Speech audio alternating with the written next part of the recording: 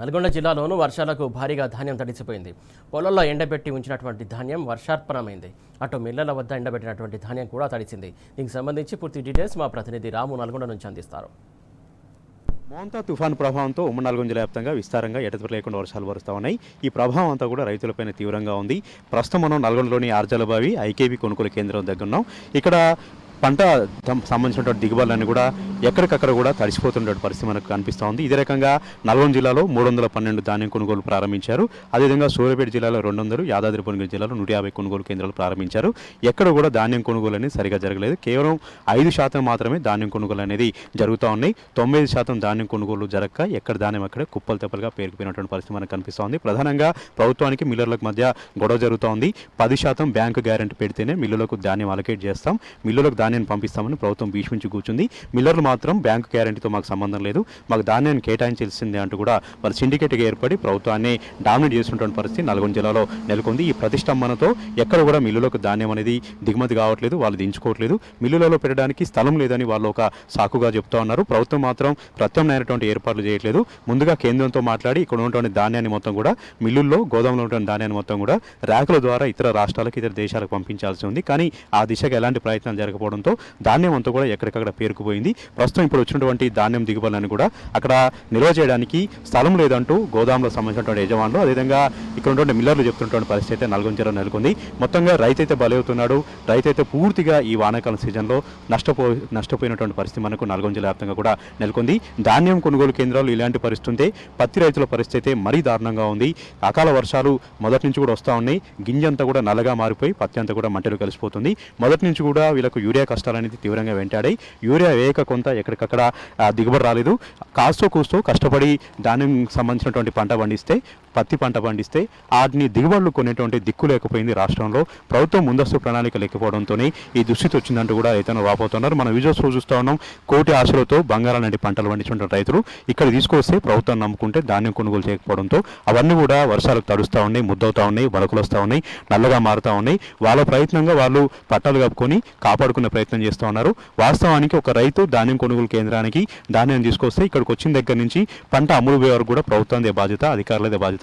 వాళ్ళే ఈ tarpaulin covers అన్ని కూడా సరఫరా చేయాలి, రైతులకు అందించాలి. కానీ ఏ ఒక్క ధాన్యం కొనుగోలు కేంద్రాన్ని కూడా ప్రభుత్వం సంబంధించి వాళ్ళకు టార్పాలిన్ కవర్లు అనేది వాళ్ళకు అందుబాటులో ఉంచలేదు, వాళ్ళకి ఇవ్వలేదు. వీళ్ళే సొంతంగా కొనుక్కొని ఆ పట్టాలు కప్పుకొని ధాన్యం తడవకుండా వాళ్ళు వాళ్ళ ప్రయత్నాలు చేసుకుంటున్న పరిస్థితి. ఎంత ప్రయత్నం చేసినా కూడా కుంభవృష్టి వానలు కురుస్తూ ఉన్నాయి, భారీ వరదలు వస్తూ ఉన్నాయి.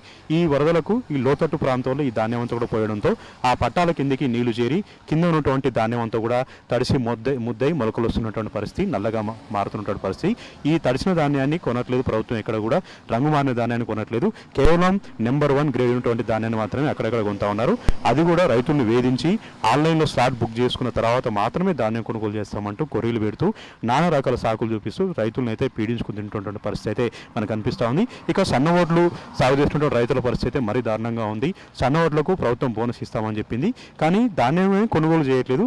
దీంతో విసిగి వేసారి ఈ వర్షాలకు భయపడి వాళ్ళందరూ కూడా కోసిన ధాన్యాన్ని కోసినట్టుగా ప్రైవేటు మిల్లర్లకు అమ్ముకుంటున్నారు. ప్రైవేటు మిల్లర్లు ఏమో సిండికేట్కి ఏర్పడి కింటాకు 1700, 1800 మాత్రం ఇస్తూ రైతుల్ని నిలువున దోచుకుంటున్నారు. అక్కడికి వెళ్తే వాళ్ళ బెదిరింపులు అంతా ఇంత కాదు, తూకాల్లో మోసాలు ఉంటాయి. అదేవిధంగా వాళ్ళు తరుగు తీస్తూ ఉన్నారు. ధర కూడా అరివో రేట్లకు ఇస్తూ రైతుల్ని నిలువునా దోచుకుంటున్న పరిస్థితి ప్రైవేటు మిల్లర్ల వద్ద ఉంది.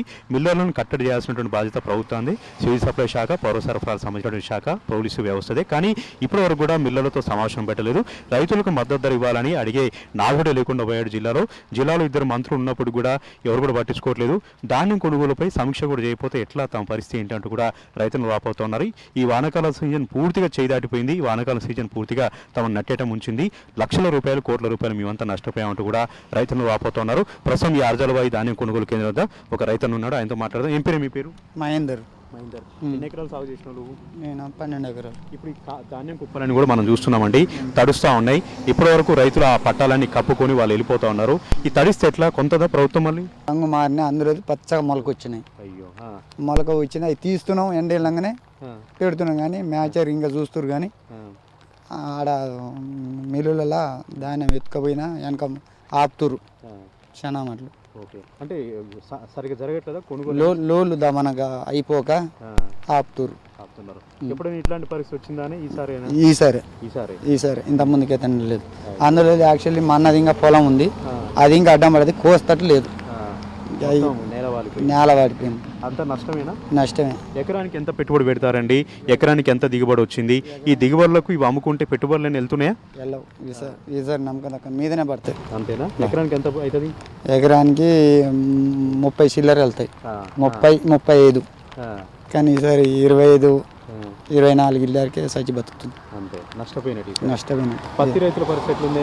పత్తిది అంటే చాలా అవరేజ్ 30 తక్కువ. వర్షానికి ఎట్లయింది? నల్లగా అయిందా? పత్తి మొత్తం నల్లగా అయింది, కారిపోయింది, ఏరేటట్టు లేకుండా. మెయిన్ కాదు, వదిలేస్తున్నారు అంతే, ఏరేటట్టు లేకుండా. మరి ఏం చేస్తాం? ఇప్పుడు కొయ్యని పొలాలు కూడా చాలా ఉన్నాయి, ఈన్న పొలాలు కూడా చాలా ఉన్నాయి.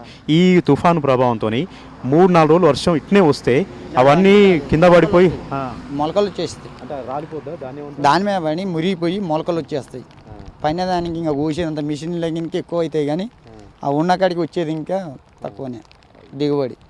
ఈ పట్టాలు మీరు ఇచ్చిరా వాళ్ళు ప్రభుత్వం ఇచ్చిందా? మేము తెచ్చుకునే కొనుకొచ్చుకున్నాం. వాళ్ళు ఇవ్వాలిగా వాస్తవానికి? లేదు, ఎవరు ఇవ్వలేదు. అందులో అయినా కిరాయి అయినా ఎక్కువ అవుతున్నాయి. రోజుకు 10 పట్టాలు 10,000 లెక్కేసుకున్నా ఎక్కువనే అవుతున్నాయి. ఇక మేము కొనుకొచ్చుకుంటే సెట్ అవుతుంది. 10 పట్టాలు వేసుకుంటే 3,000 అవుతున్నాయి ఒకసారి కొనుకొచ్చుకుంటున్నాం. ఇప్పుడు ఈ తడుస్తుంది ధాన్యం అంతా కూడా, వీటిని ఆరబెట్టాలి కదా, ఆరబెట్టి మళ్ళీ కుప్పదోయాలి కదా. మళ్ళీ మళ్ళీ 2 రోజులకు కూలోళ్ళకి సంబంధించిన కూలని కూలోళ్ళు మా మా మీదనే 10 మంది ఒక 5-6 పెట్టుకున్నాం అనుకో, అవి మా మీదనే. 2,500 అయితే అంతే, రోజుకి 600 ఒక మనిషికి. మళ్ళీ నువ్వే కుప్పకు తీసుకోవాలా? ఇప్పుడు 6 లోపల మళ్ళీ వాన వస్తూనే ఉంది, అవి కావట్లేవు. మరి ఏం చేస్తాం? అట్లా మా బాధల మీద ఉంది కదా, సంతోషం ఎక్కడిది? అంత లాభమే లేదా? ఏముంది, మొత్తం పోస్తుంటే కూలీలైనా ఇట్లా పోతే ఇక్కడ కానప్పుడు ఇంకేం చేస్తాం? మొత్తం నష్టమే. రైతుని యొక్క ఆవేదన మనం చూస్తూ ఉన్నాం. ఈ వానాకాలం సీజన్ అయితే తమను పూర్తిగా ముంచింది, ఎక్కడ కూడా కలిసి రాలేదు. ప్రకృతి మమ్మల్ని పగబట్టింది, ప్రభుత్వం మమ్మల్ని పగబట్టింది. ప్రభుత్వం ముందస్తుగా చర్యలు తీసుకోకపోవడంతో, ఒక ప్రణాళికబద్ధంగా ముందుకు పోవడంతోనే తమకి కష్టాలు వచ్చాయంటూ కూడా రైతన్న వాపోతున్నటువంటి పరిస్థితి మనం చూస్తూ ఉన్నాం. ఇదే రకమైన పరిస్థితి ఉమ్మడి నల్గొండ జిల్లా వ్యాప్తంగా ఎక్కడ చూసినా కూడా ఉంది. దొడ్డు ఒడ్లు పండించినటువంటి రైతుల పరిస్థితి మరీ దారుణంగా అయోమయంగా ఉంది. ఎప్పుడు ఒడ్లు కొంటుంది, ఎప్పుడు మాకు డబ్బులు వస్తాయి, ఈ పెట్టుబడులు ఎప్పుడు వెళ్తాయి అంటూ కూడా వాళ్ళు మనవేదన చెందుతూ ఉన్నారు. సన్న ఒడ్లకు సంబంధించినటువంటి రైతులైతే మిల్లులో తీసుకెళ్తే 1700, 1600, 1800 మాత్రం ఇస్తూ ఉన్నారు. దాదాపు 2800 ఇవ్వాల్సిన ధాన్యానికి 1700-1800 ఇస్తూ కింటాకు 800, 1000 రూపాయలని లాస్ అవుతా ఉన్నాం. ధాన్యం సంబంధించినటువంటి అంతా కూడా బిల్లరు దోచుకుంటున్నారు, తరుగు తీస్తున్నారు అంటూ కూడా రైతులు వాపోతున్న పరిస్థితి. ఇప్పటికైనా సరే ప్రభుత్వం వెనువెంటనే చర్యలు తీసుకోవాలి.